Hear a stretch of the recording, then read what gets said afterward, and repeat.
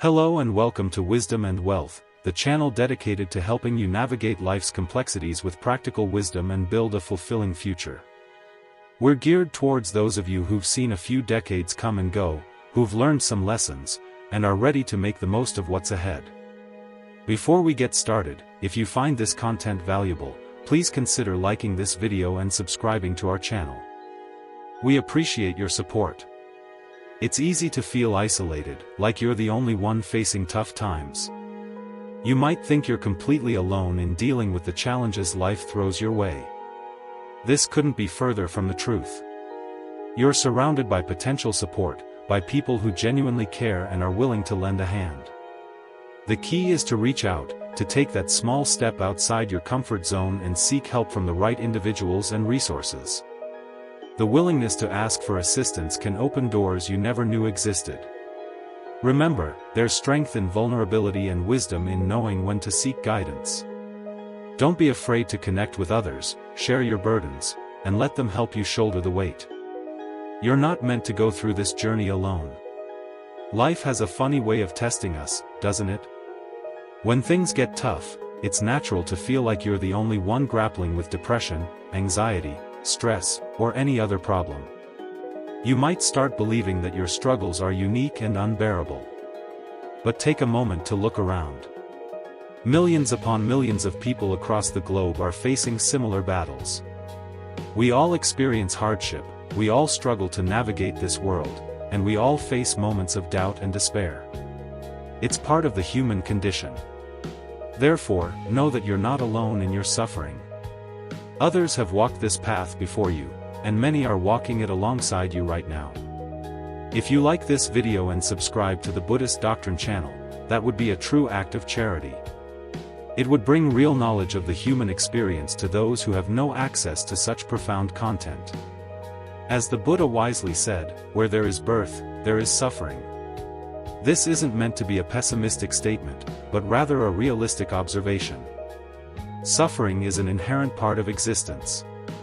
However, it's important not to view suffering as inherently negative. It's not suffering itself that makes us negative, it's our perspective, the way we choose to interpret and respond to it. The challenges we face can actually be opportunities for growth, resilience, and deeper understanding of ourselves and the world around us. If you're struggling with depression or anxiety, it's crucial to shift your focus from the negativity of the experience to the potential for learning and transformation. If you like this video and subscribe to the Wisdom and Wealth channel, you would give all of us a true gift of wisdom. Today, I'm not going to delve into the depths of depression or offer a quick fix for anxiety. Instead, I want to share a simple, yet powerful Buddhist practice that can help you heal from depressive thoughts, anxious feelings, and any kind of mental suffering you might be experiencing. This practice is called becoming mindful of your thoughts. It's about cultivating a conscious awareness of the thoughts that pass through your mind without judgment or attachment. The Satipatthana Sutta refers to this practice as Siddhanupassana, which emphasizes observing the mind and its contents. So, how can you practice becoming mindful of your thoughts? It's remarkably simple. You can incorporate this practice into your daily life whenever and wherever you are. Best of all, it's completely free. You have the freedom to engage in this practice at any moment, in any situation. Whether you're sitting quietly, walking in nature, or even traveling on a bus, you can start observing your thoughts. When we become mindful of our thoughts, we're not trying to judge or suppress them. Instead, we simply become aware of what we're thinking, of the ideas and images that arise in our minds. This practice creates a space between you and your thoughts, allowing you to observe them without being swept away by their emotional charge. Here's how you can begin. Simply ask yourself, what am I thinking right now? This simple question can unlock a flood of thoughts, feelings, and memories. When you experience feelings of depression, anxiety, or sadness, simply notice them. Acknowledge them as thoughts, as mental events that are passing through your mind. Remember, you are not your thoughts. Often, we judge ourselves based on our thoughts, identifying with them as if they define who we are. But when you become more mindful, you gain the ability to separate yourself from your thoughts. If you like this video and subscribe to our channel, you can change your life, and the lives of all of your family and friends. What we're aiming to do is become aware of our thoughts without judgment. Think of it like this: imagine you're sitting beside a road, watching the traffic pass by. You see cars, bikes, vans, buses, and cargo carriers, each going its own way. You're simply observing them, noticing their presence without getting involved in their journey. Most of the time, we react strongly to our thoughts, becoming afraid or trying to stop them. It's like jumping into the middle of the road and trying to halt the traffic. This is what happens when we become depressed or sad. We can also make a profound commitment to share this video with everyone you know, and ask that they all subscribe to the channel. When sad or depressed thoughts haunt our minds, we often try to fight them, suppress them, or stop them altogether. However, the more you resist these thoughts, the more persistent they become. They tend to return again and again, like a persistent echo. The key is to shift your approach. Instead of fighting or suppressing them, simply notice them, acknowledge their presence without engaging in a battle. You can start by asking yourself the simple question: what am I thinking right now? You might discover that your thoughts are depressed, but that doesn't mean you are depression. It means your thoughts are reflecting a state of depression. Remember that thoughts are transient by nature. They arise, linger for a while, and then fade away. It is just a thought. You are not anxiety, stress, or depression. If you feel hopeless or inadequate, don't blindly believe everything your mind tells you. You are more capable and more worthy than you think.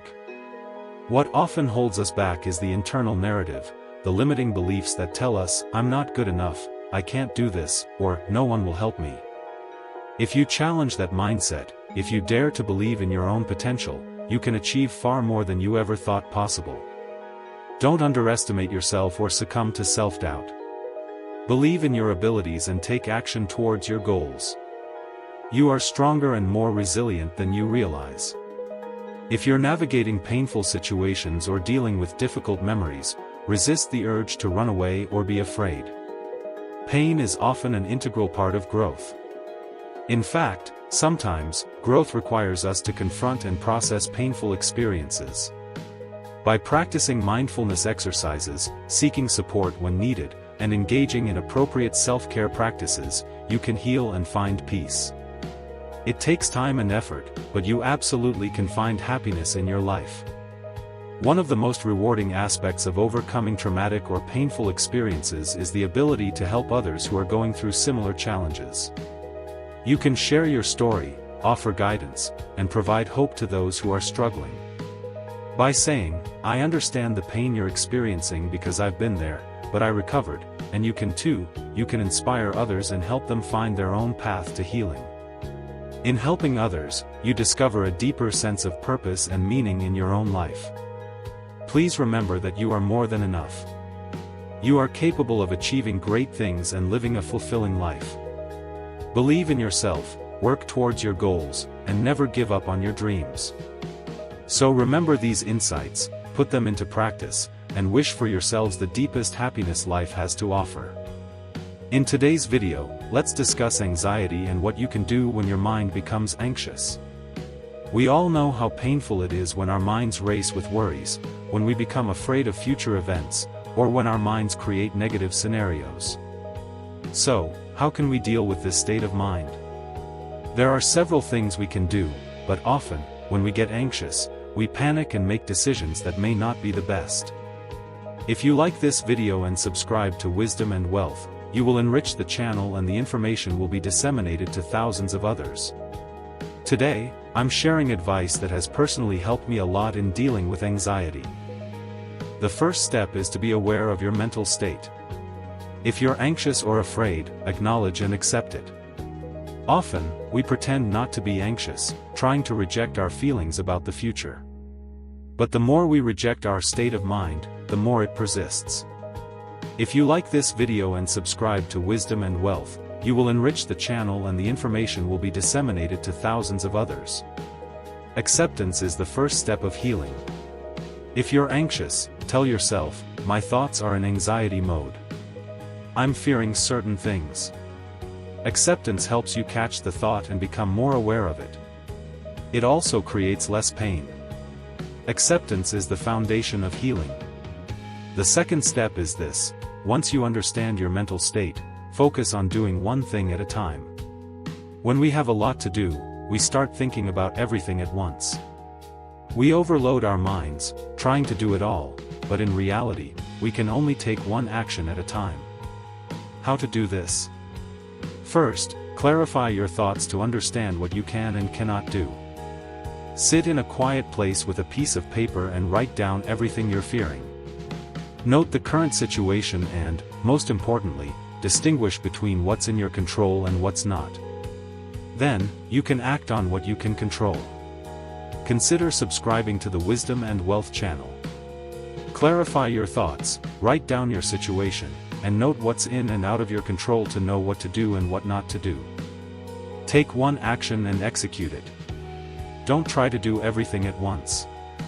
It's like grabbing oranges: if you grab too many, they'll fall.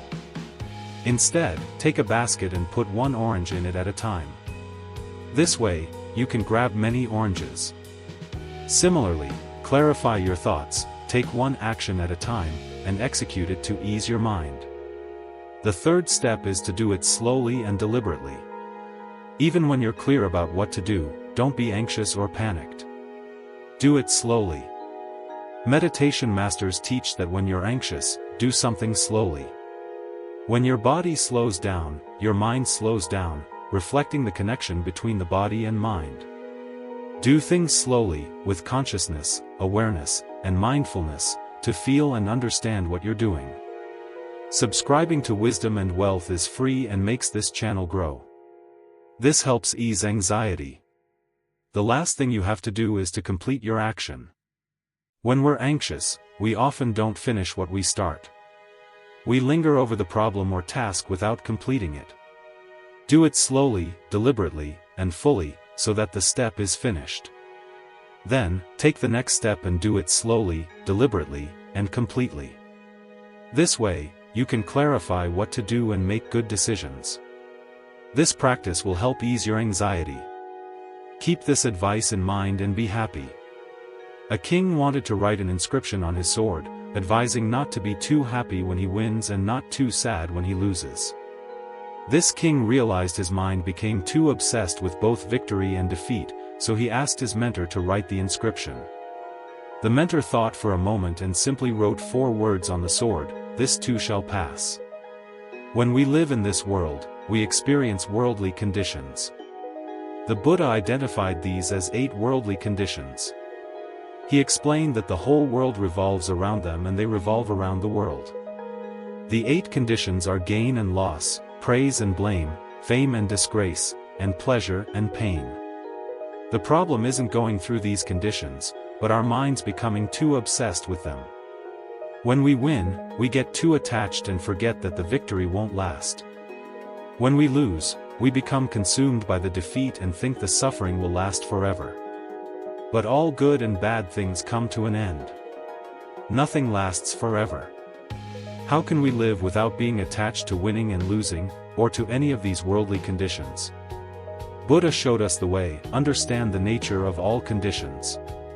Their nature is that they are subject to change.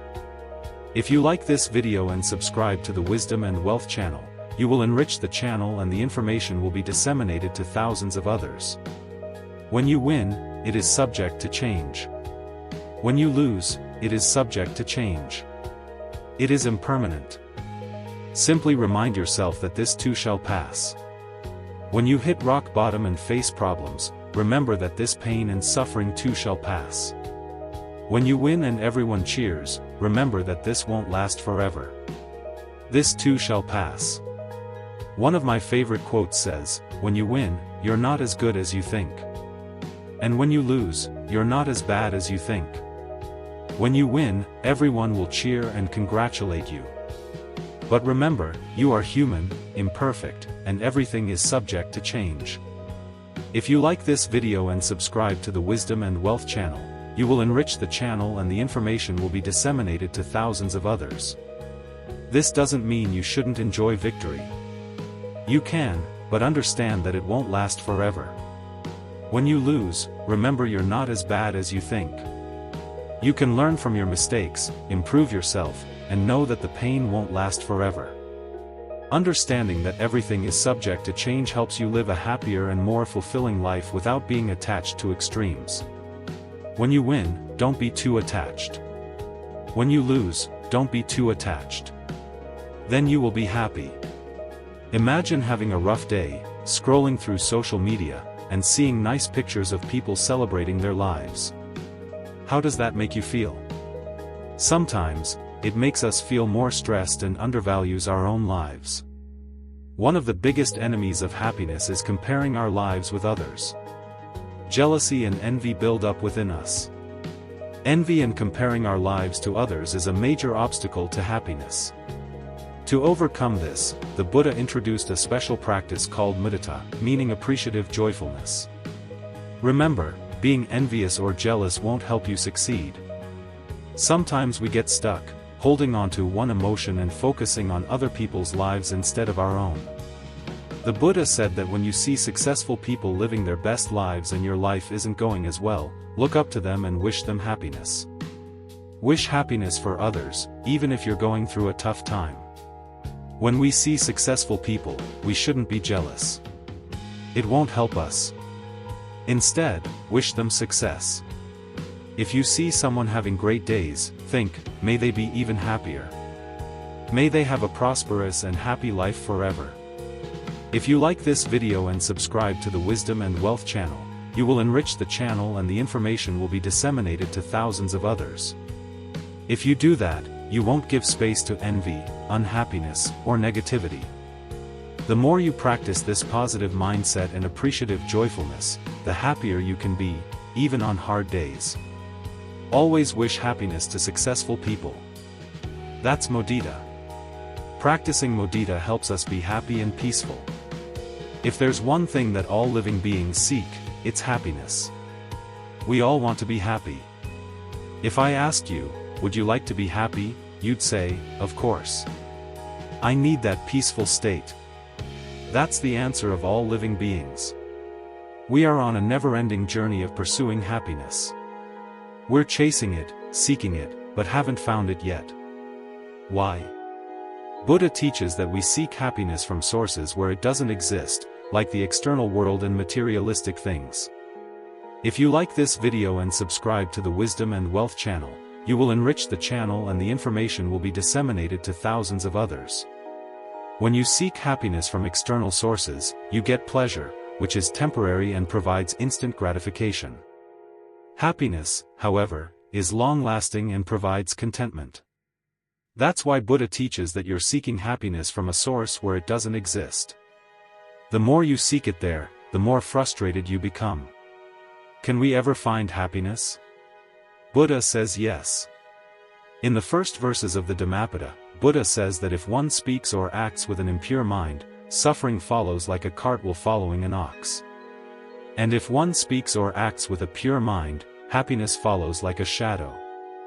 Happiness and sadness depend entirely on the purity of our mind. When our mind is pure, we can find happiness. How can we gain purity in our minds to find happiness? Buddha teaches that there are many ways to purify your mind. First, accepting the reality of life will give you happiness. Life is full of ups and downs. Sometimes you have good days, sometimes bad.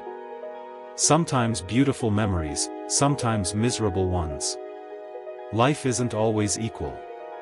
When you realize this, you can face situations successfully.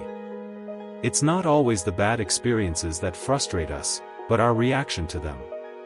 Whenever you have a bad experience, you have two choices: focus on the pain and feel miserable, or focus on the lesson and start growing. If you accept the reality of life, that it's not permanent and that you cannot control the reactions or opinions of others, you can face situations successfully. If you like this video and subscribe to the Wisdom and Wealth channel, you will enrich the channel and the information will be disseminated to thousands of others. Number 2, Buddha said, be generous. Practicing generosity is a major practice in Buddhism. In Buddhism, generosity is known as dana, which means giving without expectations. Most of the time, we like to hold on to things, thinking that gathering more will make us rich and happy. But that only gives temporary pleasure. Buddha says be generous, help others, and dedicate a part of your life to others. When you give food to a poor person and see them overcoming hunger, you can be happy. Eating good food or dressing nicely won't give you that happiness. Remind yourself that by sharing this content, you could change a life. Years later, you'll still feel happy when you think about that incident. That means happiness is long-lasting. So, Buddha says, be generous and do something for someone every day. Number 3, forgive. Forgiving is one of the most important things to create happiness. You must forgive yourself and others. Forgiving doesn't mean saying their mistakes are okay. It means freeing your heart. It's not for them, it's for you. Also, you must forgive yourself. There are so many mistakes we've made. If you hold on to the past and make the present miserable, that won't bring happiness. Whatever bad things you've done, have the ability to forgive yourself and start over. We all have that privilege to make our lives better. No one is perfect. We've all made mistakes. Forgive and start doing good things. These are a few things to create happiness. The ultimate happiness is nirvana, or enlightenment. When you realize the reality of life and remove the desire that arises within your mind, that is ultimate happiness. Nirvana means removing desire, anger, and delusion. That's the highest level of happiness. When you practice these things, when you engage in wholesome states, you'll create happiness in your life. Practice these things and make your life happier. Welcome everyone to another video. Today, let's talk about loneliness and how we can face it. In this video, I'll discuss loneliness and solitude, which is a more reframed version of being alone. Let's start with loneliness. If you like this video and subscribe to the Wisdom and Wealth channel, you will enrich the channel and the information will be disseminated to thousands of others. When we're around people and in relationships, we feel happy, content, and joyful. But when they're not around, or when we have to part from them, we feel depressed, sad, or lonely. We feel like no one cares. If we analyze loneliness, we find that we've become happy because of others' reactions and behavior. We've given the key to our happiness to other people. So when they leave, we become unhappy, sad, depressed, and feel like no one cares. How can we deal with this? That's where we come to solitude. Buddha advised monks to practice solitude. If you like this video and subscribe to the Wisdom and Wealth channel, you will enrich the channel and the information will be disseminated to thousands of others. First, let's compare loneliness to solitude to understand it better. In loneliness, you want someone to come into your life and make you happy.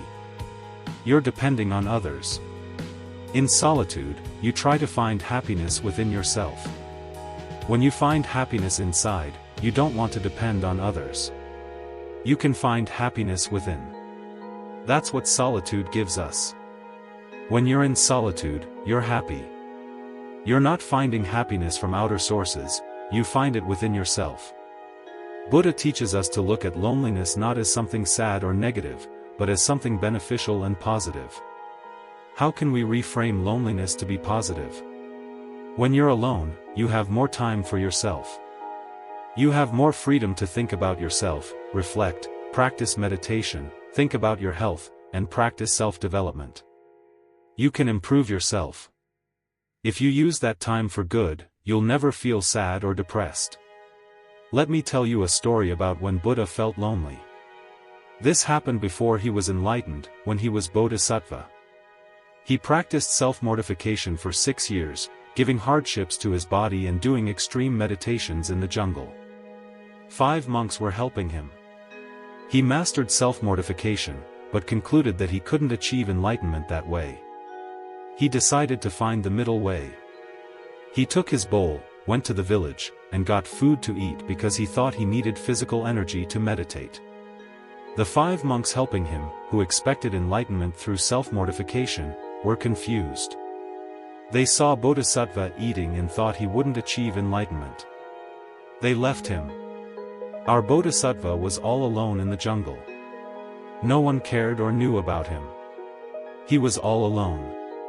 If you like this video and subscribe to the Wisdom and Wealth channel, you will enrich the channel and the information will be disseminated to thousands of others. But he didn't think of loneliness as negative. He thought, now I have more time for myself. I can meditate freely and improve myself. That's what Mahabodhisattva thought. That's how we should think about loneliness. If you're feeling lonely, use that valuable time to create a better life because you have more time. You can meditate, stick to a daily routine of self-development, do workouts, walk in nature, read, learn something new, and practice meditations. These things can be done when you're alone. Rather than feeling depressed about your situation, why not be happy about the time you're spending alone? If you like this video and subscribe to the Wisdom and Wealth channel, you will enrich the channel and the information will be disseminated to thousands of others. So practice this. If people come into your life, let them come. If people walk away, let them walk away. But be with yourself and think about yourself. That's what you have to do in this valuable time. So practice solitude and make your life better. In today's video, let's talk about how to control negative emotions and our minds. The nature of our minds is to wander in negative emotions and thoughts like anger, desire, lust, jealousy, and resentment. How can we control it? Buddha introduced gradual training to control negative emotions. First, you must master awareness. If you're not aware of what you're thinking, you can't control it. You must understand and be aware of your thoughts. Whenever you're aware of your thoughts, you'll have the power to control them. If you like this video and subscribe to the Wisdom and Wealth channel, you will enrich the channel and the information will be disseminated to thousands of others. Here comes the first step. Buddha says that whenever you're aware of negative thoughts, shift your thought pattern to something wholesome, something that makes you peaceful. Maybe think about something you've done in the past, like helping someone. Whenever you think that thought, your mind becomes happy and peaceful. The first thing is to shift your thoughts to wholesome thoughts. If that doesn't work, go to the next step. Buddha says think about the disadvantages of negative emotions. If you constantly have angry thoughts, think that they are hurting yourself and others. If you take actions according to those thoughts, it will hurt yourself and others. It may be a small thought of anger, but it can grow and become destructive. If you like this video and subscribe to the Wisdom and Wealth channel, you will enrich the channel and the information will be disseminated to thousands of others. Think about the drawbacks of negative thoughts. Then, your mind will tend to stay away from them. Most of the time, we're not aware of the disadvantages. If you keep thinking these thoughts, it will disrupt your peace. That's the second step. Then, Buddha says pay no mind. If the second step doesn't work, don't pay attention to that thought. Whenever we give attention to something, it grows more. For example, if you become angry with someone and keep thinking about it, that anger will grow. We must let the thought be a thought without giving it attention. If you don't pay attention, it will fade away. It's like when babies fall and cry. If the parent doesn't give attention, the baby will stop crying. It is so easy to subscribe to this Wisdom and Wealth channel. If we don't pay attention to that thought and just let it pass, it will fade away. If the third step doesn't work, Buddha says relax your thought process. When you think negative thoughts, your mind becomes busy, rough, and distracted. Think about why you're thinking those thoughts. Relax your thought process with something soft and subtle, like loving kindness, compassion, or gratefulness.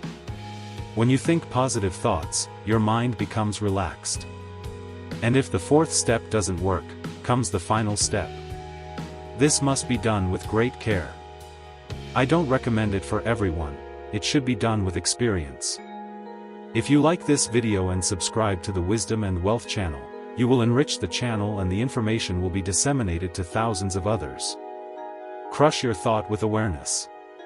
Be totally aware of your thinking pattern and have the determination not to think negative thoughts. But this should not be done by everyone. If you keep forcing, it will grow more. If those 4 steps don't work, then go to the final step. Practice the first 4 steps before the final one. Practice these things, and you'll feel your negative emotions fading away little by little. This won't happen overnight, it will take time. Make it a habit, and you'll become a master. Make your mind free from negative thoughts. One of our viewers has asked what true love is according to Buddhism. As humans, we all seek love and affection. All living beings need love to live. Love is a broad topic. It can be found in many ways. The base of all kinds of love is kindness and compassion. But people may misunderstand love and attachment. When it comes to love between partners, many don't know the difference between true love and attachment. There's a difference between true love and attachment. When someone loves another person, they say, "I need you to be happy with me." When someone is attached, they say, "Why aren't you making me happy?" There's a difference between these two expressions. When someone loves another, they try to give happiness. But if you're attached, you're always asking to be made happy. If you like this video and subscribe to the Wisdom and Wealth channel, you will enrich the channel and the information will be disseminated to thousands of others. True love is based on unselfishness. In true love, there are love, kindness, compassion, and patience. If you love someone, be kind and compassionate, and feel their sadness. Compassion means to suffer with others. If you can feel the pain hidden in people's lives and feel empathy, that is compassion. If you can share the pain of another, that is compassion. In true love, you need to have that sharing ability. You need to always wish well for that person. That is how you truly love. The Buddha gave a wonderful explanation of love. The Buddha said, as a mother who loves her only child, you should spread that same love to every person in this world. When we talk about a mother's love, they don't expect anything from us. When we were small, we did terrible things, but parents still loved us. If you like this video and subscribe to the Wisdom and Wealth channel, you will enrich the channel and the information will be disseminated to thousands of others. When someone is truly loving, they're holding and nurturing. But if you're attached, you expect things from others that fulfill your desires. You're not trying to give something, you're always trying to get something. It's like drawing a cow or bull. You hold it from a rope. When that animal tries to escape, the more tightly you hold it, the more you get hurt. If you can let go, you're not hurt anymore. When you're attached, you get hurt and you never fulfill your desires because sensual desires never get fulfilled. You cannot be satisfied by those things. If you commit to sharing this video with all of your friends, and they subscribe to the channel, you will spread real good. In attachment, you hold on to things tightly. There's a great quote that describes love: if you like a flower, you pluck it. But if you love a flower, you water the plant. If you love someone, you have to say, "I need you to be happy with me." I always wish happiness in your life. If that happiness includes me, that's better, but if not, I still need you to be happy. That is how you truly love. That's the difference between true love and attachment. In true love, you don't expect anything but still try to give happiness. In attachment, you always expect things but are never satisfied. Choose to love correctly, and you will be peaceful. One of our viewers asked how to practice letting go. This video is dedicated to him and all who have the same question. To have this ability, we need to realize a reality: the whole world is out of our control. You have the power to share this content, and help to build this Wisdom and Wealth channel. The world around us is out of our control.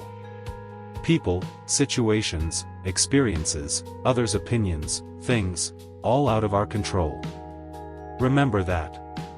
Is that true? Yes. Can you control people according to your wishes? No. Can you control future situations? No. You don't know about them. Can you control future experiences? You cannot. Can you control the things around you? No, not 100%. You need to realize this real truth: the whole world is out of our control. But there is something within our control, our reaction towards them. If you like this video and subscribe to the Wisdom and Wealth channel, you will enrich the channel and the information will be disseminated to thousands of others. It's hard to let go of things or people because our minds cling. Our minds grasp things, people, and experiences. Buddha said that suffering arises from the clinging of our minds. It's hard to let go of anger, sadness, and hard situations. Our minds always wander in those things. Remember, all things we experience, all people we meet, all things we have, one day we have to let go. Even if we can't today, one day we have to say goodbye. But there's something we take from this life: the things we did, our reactions to experiences, and our reactions to people. If you like this video and subscribe to the Wisdom and Wealth channel, you will enrich the channel and the information will be disseminated to thousands of others. If we collect that karma, that's the only thing we can take, the only thing we own. Remember that the world is out of our control. Things and people fade away. If you're going through a hard situation, remember it will also fade away. Everything is impermanent. Not even your problems. Also, not even your sweet memories. Everything is impermanent. So when things fade away, don't hold on to them. The problem is we hold on.